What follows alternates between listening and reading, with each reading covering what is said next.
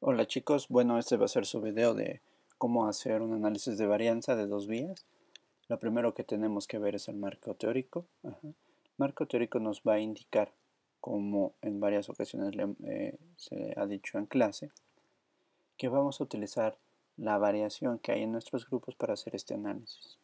Entonces, vamos a tener una variación total, que es calculada de esta manera, y esta variación total a su vez está dividida por los factores, la combinación de los factores o variables que estamos utilizando, la variación que hay en una variable, la variación que hay en la otra variable. Entonces, vamos poniendo todo esto en práctica. Lo que vamos a tener nosotros, primero, es determinar el objetivo de estudio. Para hacer este video yo he definido a mi estudio de la siguiente manera. Determinar si en los meses de abril, junio, septiembre y noviembre del 2008 las concentraciones de ozono son las mismas en Ciudad Juárez, Guadalajara y Valle de México. Una vez que ya planteé mi objetivo, tengo que establecer la hipótesis estadística. En este caso voy a tener tres hipótesis. La primera hipótesis me va a indicar que para mi primer factor, que es A, la concentración promedio no varía. Mientras que en mi otra hipótesis me indica que la concentración por mes no varía. Y por último, voy a indicar que las variables o los factores no interaccionan. Una vez que ya determiné mis hipótesis estadísticas, paso siguiente tengo que ver que los supuestos del modelo que yo quiero utilizar, en este caso análisis de varianza de dos vías, cumplan con la homoscedasticidad y normalidad. Bueno, para fines educativos, hemos de considerar que los supuestos del modelo se cumplen. Dado. Entonces, el análisis de varianza, vamos a tener primero que calcular la variación total. Y esto se va a hacer de la siguiente manera. Esta fórmula nos va a indicar cómo vamos a calcular la variación total. Es una serie de sumas, son tres sumas, se dan cuenta. La primera suma, vamos a sumar todas las x, y, j, l, desde que l valga 1 hasta n. ¿Qué quiere decir esto? Y luego nos vamos a ir de j1 hasta b y 1 hasta a.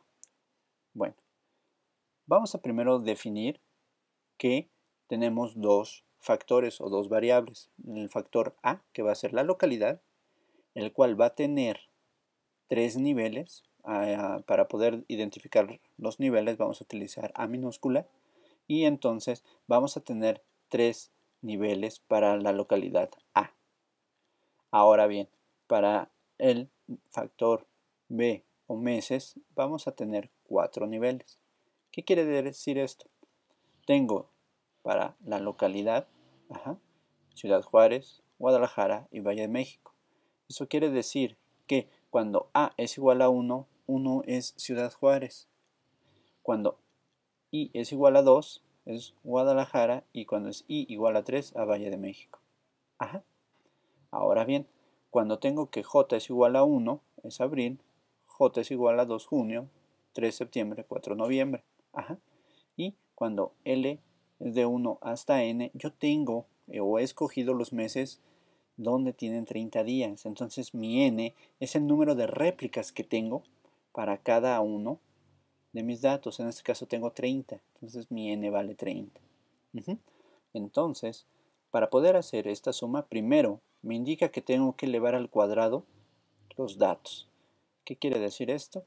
En esta tabla yo tengo los datos de concentración. Estos son los datos de concentraciones, así tal cual como lo bajamos de internet.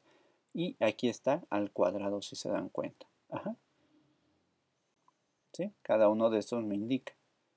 Ok, entonces ya tengo que eleve al cuadrado, perdón, cuando L es igual a 1 hasta N. Desde 1 hasta N, que en este caso es 30, para cuando J es igual a 1, es decir, cuando es abril. Ajá. Una vez que tengo esto, sumo todos los 30 datos que están elevados al cuadrado para abril y también esto es para el número 1 que es Ciudad Juárez. Entonces voy a tener Ciudad Juárez, abril, de la suma al cuadrado de cada uno de mis datos.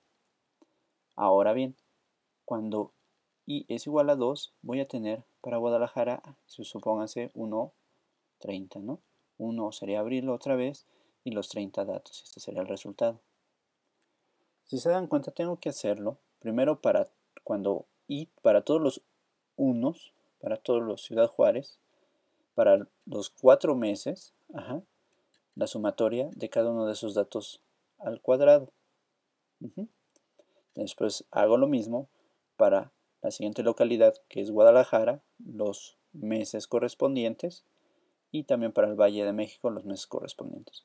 Una vez que ya tengo estas sumas al cuadrado, se dan cuenta que por último tengo que sumar todo lo que ya había sumado.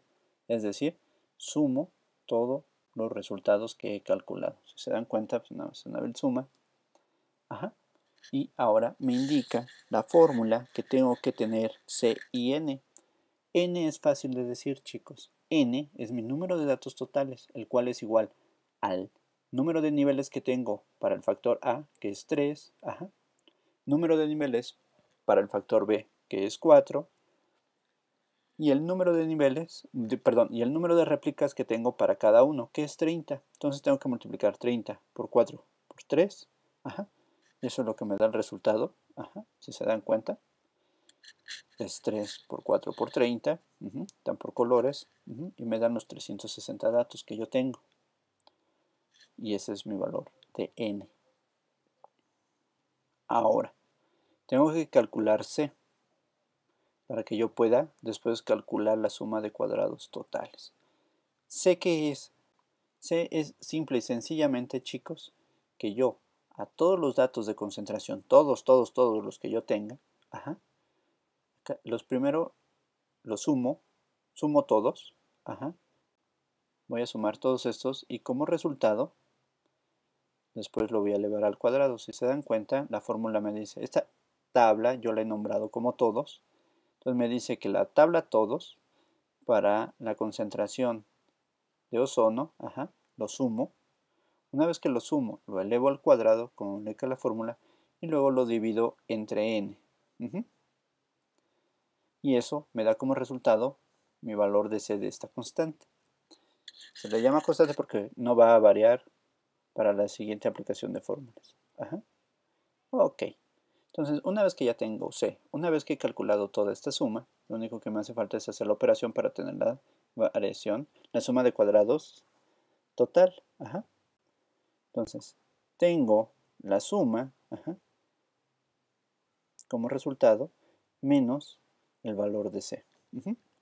Y esto me da como resultado la suma de cuadrados totales.